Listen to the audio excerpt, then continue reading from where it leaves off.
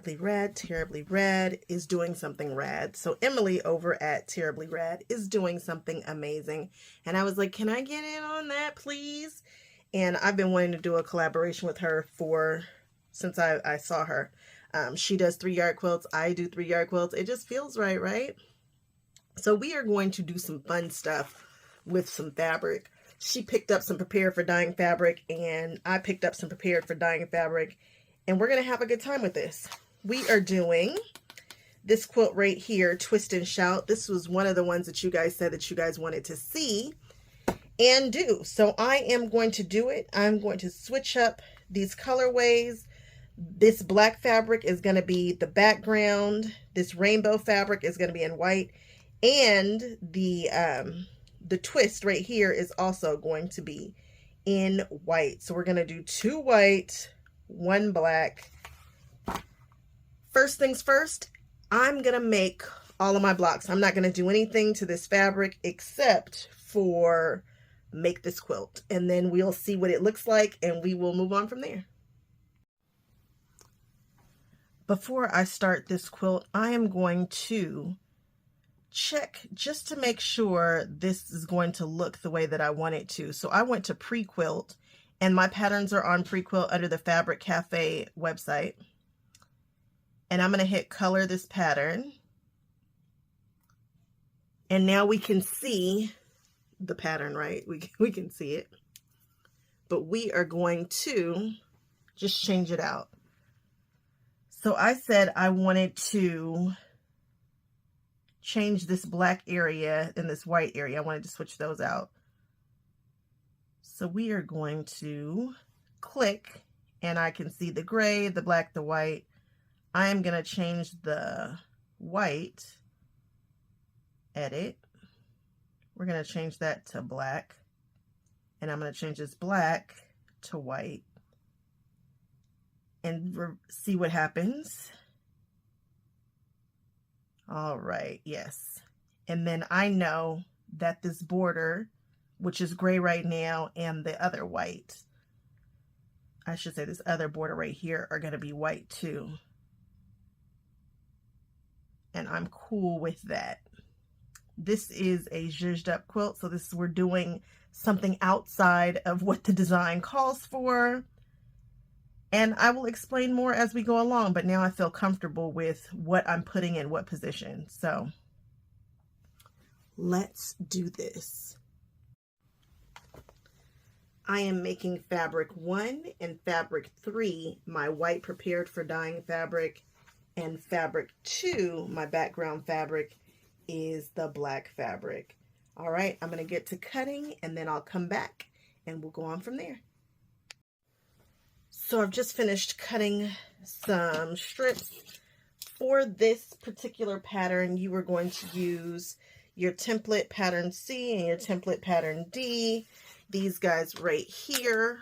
If you don't have them in acrylic, you have them in paper, that's fine too. The paper ones are provided for you to make a copy of, to trace in the book. You don't have to have these. I like having them because they make my life a little easier. I'm planning on making multiples of these. If you think you like a pattern, maybe you just want to buy one of them, or maybe like one set, or maybe you want to buy all the sets. It's up to you. You don't have to have these. You can certainly trace and use the paper that's in the book. Not a big deal. For fabric D, oh, how many of these did I cut? More than I needed? Oh no, this is how many I needed. I'm like, what did I do? I could stack these, but I think I'm just gonna be easy and cut them like this. In the back of the book, it tells you how many of each shape you can get from a strip of fabric. And for this one, I can clearly see that I have plenty of room to breathe. And so it's not a super, super tight fit. So we could actually fold this if we wanted to, so that we can get multiples.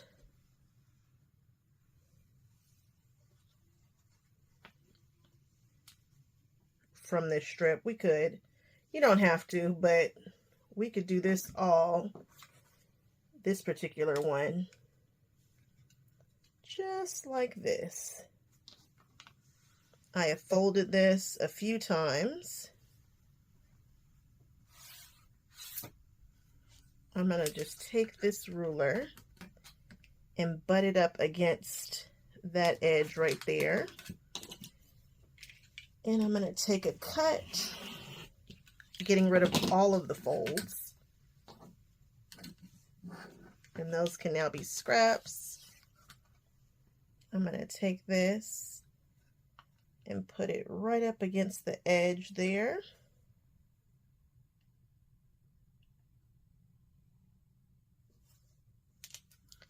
I'm going to hold that down and I'm going to get to it.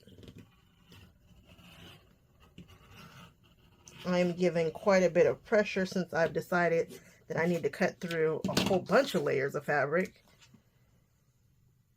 And this is probably why all these quilts are coming together so quickly, is because of the power cutting. There we go. I'm going to do the same thing to the rest of these strips and we will move on. Now that we have cut all of our strips and everything else is cut out, I'm getting ready to work with my fabric 2 and this pattern piece, template C. If you have an abundance of fabric, don't worry about it. Just cut these out for the number that you need. If indeed you only have the yardage that's required, the 3 yards, you're going to need to be a lot more careful with this. If you have a rotating mat, bust that out. You might need that. But for me, I'm just going to go slow, and I'll show you these first 2 that I'm going to get.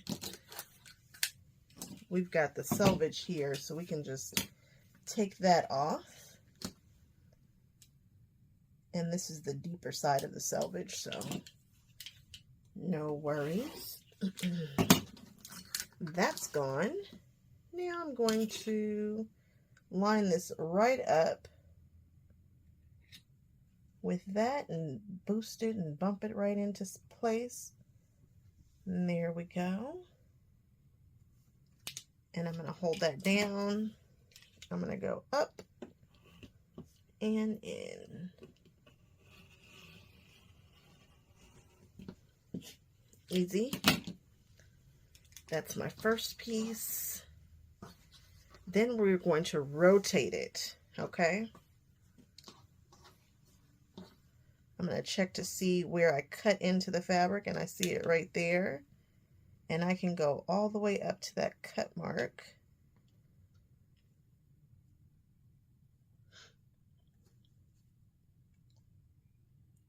I'm just going to put it just like that. Make sure that we've got fabric covering everything. There we go.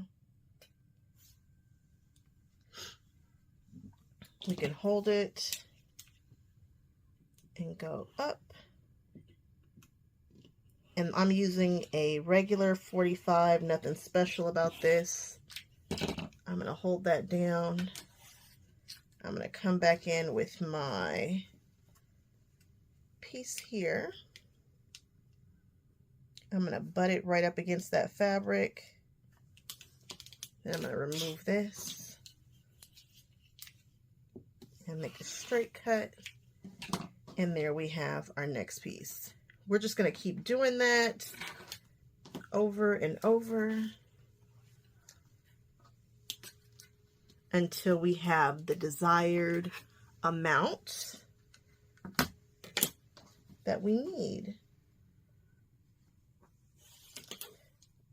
This might be difficult to see on this black fabric, but when you have it in person, it will be easy work. And again, you do not have to have an acrylic template for this. You can do this with a traced piece of paper.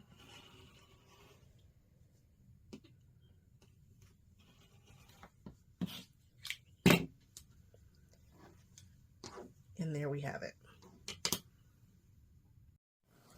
Now that we have all of these pieces cut, we're going to put those to the side and we're going to grab our strips and do my favorite. This is the way quilts come together so quickly. We're going to do some strip piecing. I've got 5 strips here, and we don't have to make that many of these because again it's strip piecing. So I think it's gonna go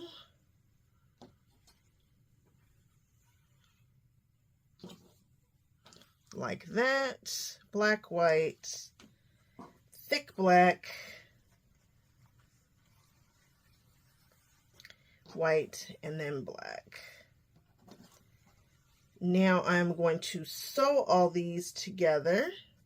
This one to this one, then this one to this one, this one, this one, this one. I think I'm going to start, sometimes you get a nice curve in these if you're not careful. But I think what I do know about 3-yard quilts is that you don't have a whole bunch of room to be square and stuff, you know, to be squaring stuff up. So once you've cut one edge, you need to make sure you have enough for the rest of them. So I think I'm going to start them all on one edge. We'll see. So I have sewn them all together, and I have started all right here. Let me tell you why, because when we chop this off, because this is our selvage, this side right here was jagged. So if I had started some down here and started some, and you don't have enough fabric to do that, it can be a mess. So I know I will lose about that much, but I'll be okay. Now I need to figure out how I want to press this. I know the directions always call for us to press open, and I just might do that. This is not, I might just press it open. Let's find out. I need to do one more of these and then a partial, and then we'll press open, I think. So I started pressing, and I pressed this one with the center going outward. So everything is going out that way, and then these two are going this way. And I think I'm going to be good with that. I like that. Okay. These look pretty good. And I also know that I'm getting ready to do some weird things to them, so it'll be all right. It's gonna be okay. Now I'm gonna subcut these, and I'm gonna be a little stingy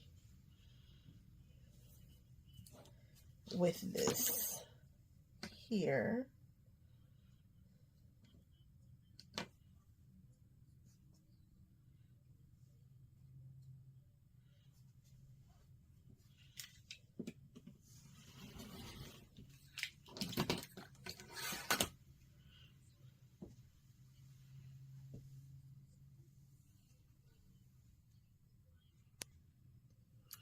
Okay, you have some wiggle room on these.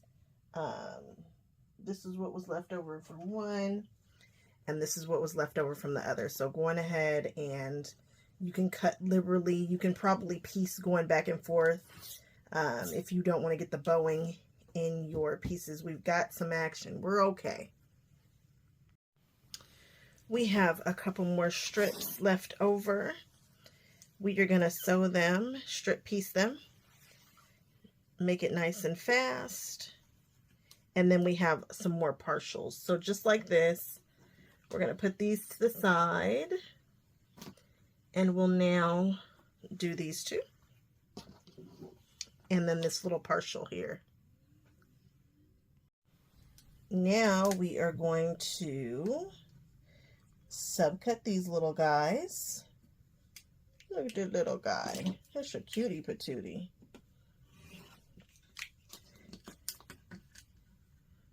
We're going to do this a lot. And I should tell you, I pressed all these to the black. So all that's to the black. Okay, now we need to do some half square triangles. Not that many. I mean, it's quite a few, but it's not. We've done more. We've done more. I'm going to grab I think I'm going to grab a friction pin today. And I'm going to grab my ruler. And I'm going to draw a line down the center.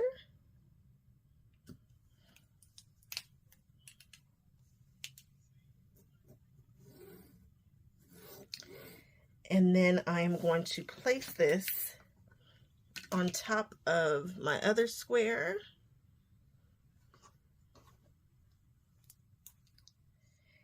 And I'm going to sew on both sides of that line a scant 1/4 inch really quickly.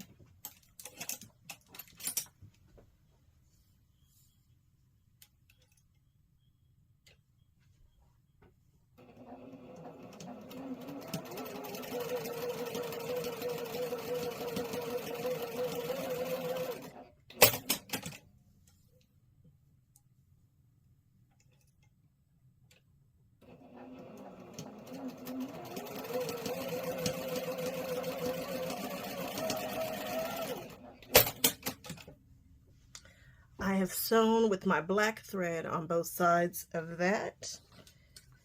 Now I'm going to cut directly down the center and cut these apart.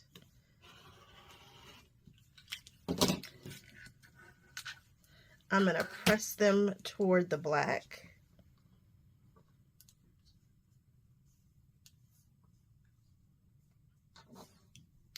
And then I'm going to square them up with my block lock. I have found that I really do enjoy my block lock the best for trimming up half square triangles. I've tried a couple of other methods, but I seem to always come back to this. And I think the reason why is because I can press something all kinds of crooked. But if you're doing it after it's already been pressed, I think we are a little more accurate.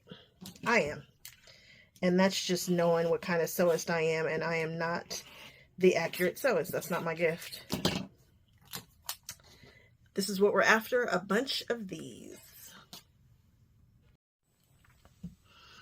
I do all of my curves the exact same way. And I try to make them super approachable, not scary at all. So I take my bottom half and I just run my nail there and I find center. I'll grab one of these guys, also fold it in half and run my fingernail there and find center. We will go right sides together. Put a little pin there. Now you can use pins for this, or you can do like I do and use a bit of this stick glue. Be sure you get the glue with the yellow glue stick. And you can do a bunch of quilts with one. I did 3, maybe 4 quilts with one. And then I just go around this edge. Now I have this Teflon nonstick sheet underneath just so that I don't mess up my mat. Now I'm going to take this edge and pinch it and it will hold. There we go. And just give it a little pinch. And then I just work my way around and pinch it and pull it taut until it's smoothed out and it catches. And just like that, now I do the other side. And when I sew these, it takes me no time.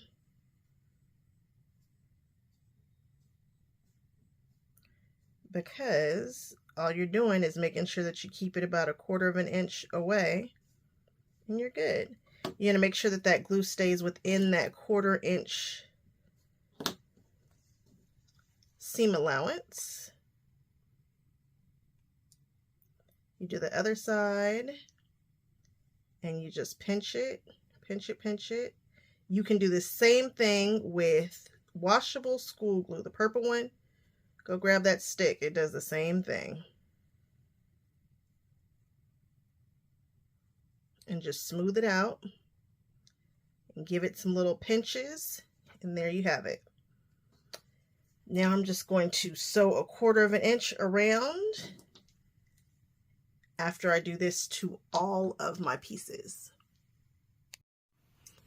If you were live, you saw me put together all of those innards. But if not, I'm going to show you how we got there. So this first block, we're going to have it this direction.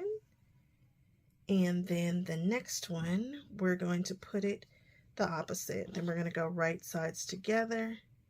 And we're going to sew from here to here and then press it either direction. Now that we've sewn that together, and again, it doesn't matter which direction you press this, you can press it open or not, but because we're getting ready to zhuzh it, it really doesn't matter. I just want it flat right now. Now I'm going to grab my half square triangles and my inner pieces, and we're going to make this block right here.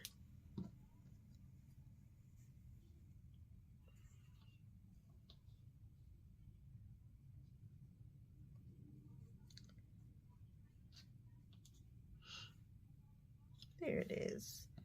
That is the block that we are making, and we're going to make that block twice. So we're going to do this one the same way. Keeping it nice and simple. There we go. I'm going to go right sides together. I'm going to sew with this on the bottom, just so that I can keep that seam flipped right there. And if you want to see this done in more detail, hop on over to that ridiculously long live I just did, and you'll be able to see it. I did a gazillion of them live. And now I'm going to go ahead and put this on here like this. And sew it.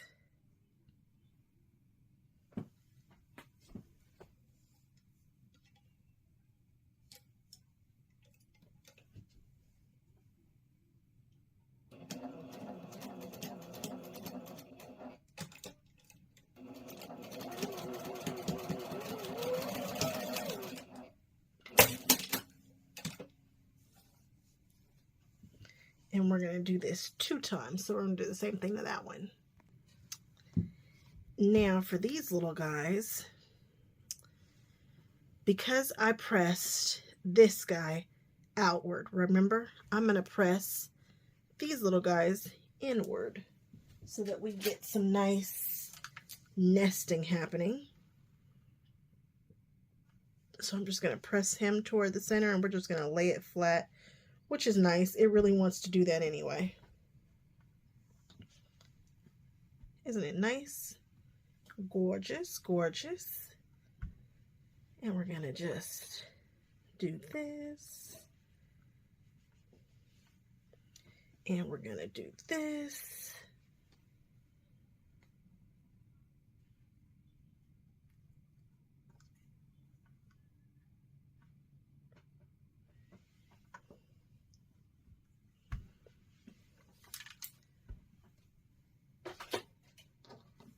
Okay. Now we're going to grab that middle section and get our pins here and lay them right sides together and just nest the center part and stick a pin in there.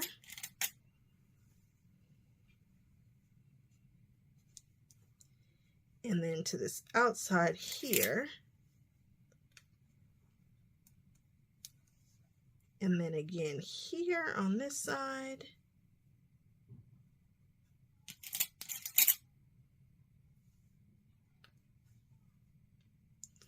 And then I'm going to sew down this way and then flip it around and do the exact same thing. We can pin that in place right now. I'd like to get a good nest on that side.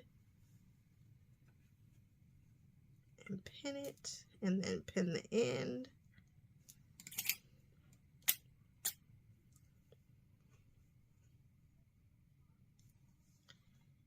And then slide it right in here.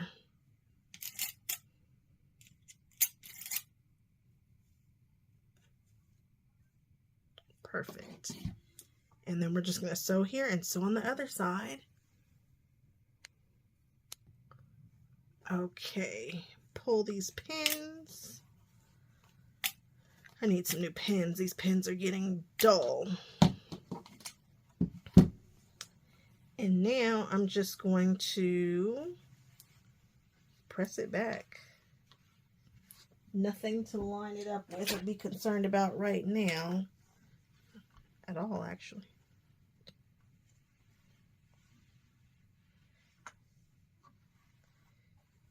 And we'll just push that back.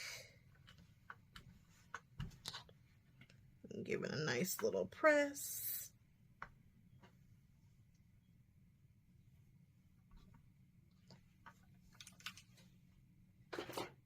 And there we have our 2 blocks. And now is where it either is epic or uh-oh. Okay, I'm getting ready to prep this fabric. I wasn't sure what I was going to do. If you saw the end of that video, that live that I was doing where I pieced all these are just gorgeous. I hate to hit them with water. I mean, not that I can't press them again, but I am not the world's best presser. I've got a friend who's the world's best presser, but it's not me. Anyway, I am prepping this with my Fur Wizard, and I'm getting all the little strings off because I don't want them to mess with this. And we will see what is about to happen. I don't know. As I'm looking at the opacity of these paints, I'm wondering if it's going to show up on this black more than I thought. And if it does, we're just going to go with it. We're just going to get what we get. We are not going to throw a fit. This is how we find out what's going to happen. Everybody last night said, test it first. I will not. We are in. We are all in. I've had a oops before. I might have an oops again, but we'll see. We'll see. I don't know. But that's the fun of this, right? It's fun. You have to try, you have to test, you have to play. And that's what I'm doing. At the end of the day, I can do this again. I made it.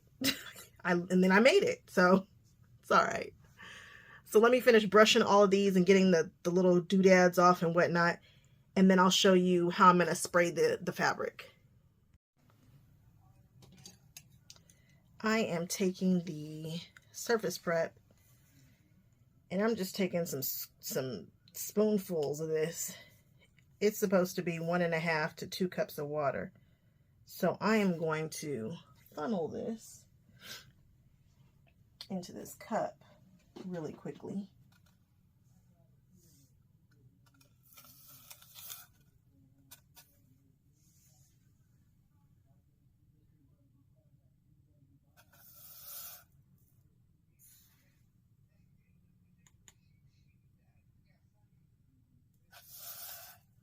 Okay, that feels like it will work. This is super hot water in here. It's so hot that I can't even hold the bottle.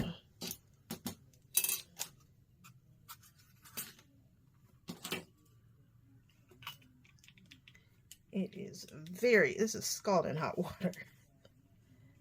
Ooh, my goodness. I'm going to let that shake up in there.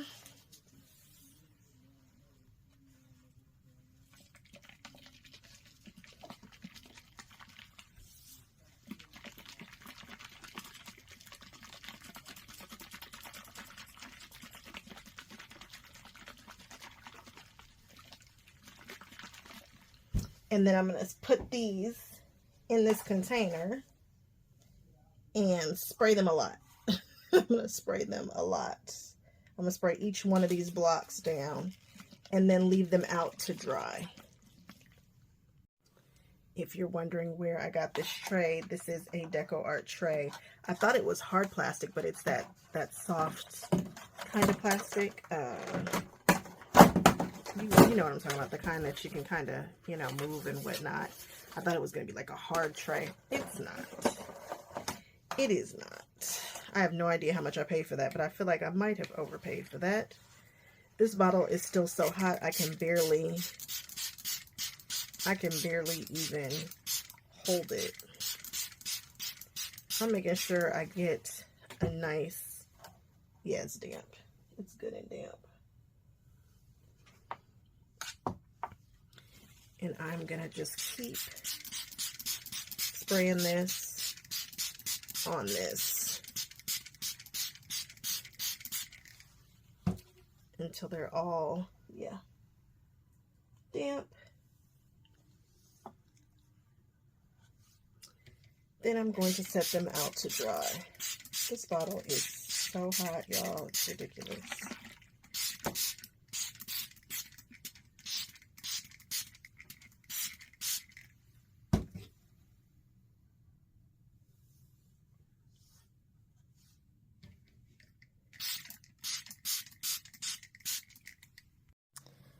Working on another quilt, of course. But I was wondering, what should we call a bunch of churn dashes together? So you know how a bunch of cats together is, I think it's a clouder, and then like a gaggle of geese. But what can we call a whole bunch of churn dashes? Let's figure it out. So I've got everything all set up. I have prepped this water with Magic Medium. I'm pretty sure I put way too much Magic Medium in there. And I've been scraping out the gel clumps for a while now, but we'll see if it still works. If not, I'll toss it and do another batch. But I think I was supposed to use 1 teaspoon every 2 cups. I put about a gallon of water in there, and I put probably too many cups in there. I know a gallon is 16. Anyway, now I'm getting ready to open up all of these bottles and see what happens. See if this floats. I know this water is thicker than a Snicker. This water is thick. I dropped a spoon in there and it did not even think about budging. Not even, it's like just jelly. It's just so thick. So this might give some interesting results due to the thickness of the water. And I'm just pulling out clumps of gel because the water is so thick. We will see. And I do have some test scraps. I wasn't going to test it, but I think I better test it first to see if I need to do a new batch of water, and then we'll go along. Because I don't have any extra blocks, so we'll just see what happens if it floats on the water or not. First, I need to open all the bottles.